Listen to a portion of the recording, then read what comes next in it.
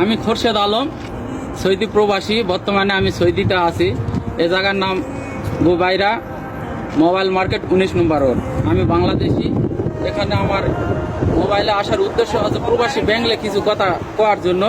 আমার পাসপোর্টের ভিসা ঠিক আছে, মিন পার সব ঠিক আছে। আমি প্রবাসী ব্যাংকে গিয়েছিলাম, আমার নওগাঁ জেলা পত্নীতলা থানা নজিপুর প্রবাসী ব্যাংকে গেছিলাম। সেখানে আমাকে লোন দেওয়া হয় নাই, কারণ সেখানে ঘুষ চলে আপনার 7,000 টাকা থেকে 11,000 টাকা।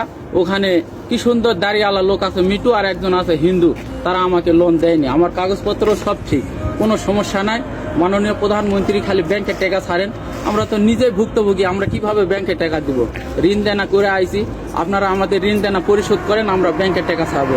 সকল প্রবাসীর কাছে অনুরোধ জানাই, যারা প্রবাসী আইছেন, যারা এরকম ভুক্তভোগী, তারা সকলেই ভিডিওর মাধ্যমে প্রধানমন্ত্রীকে আহ্বান করুন, যারা আমাদের এই দিকে প্রধানমন্ত্রী সুনজরে তাকায়, এবং বাংলাদেশ ব্যাংক থেকে প্রবাসী ব্যাংকের যে শাখাগুলো আছে তাদের উপর কঠোরভাবে চাপ প্রয়োগ করা হোক। ধন্যবাদ।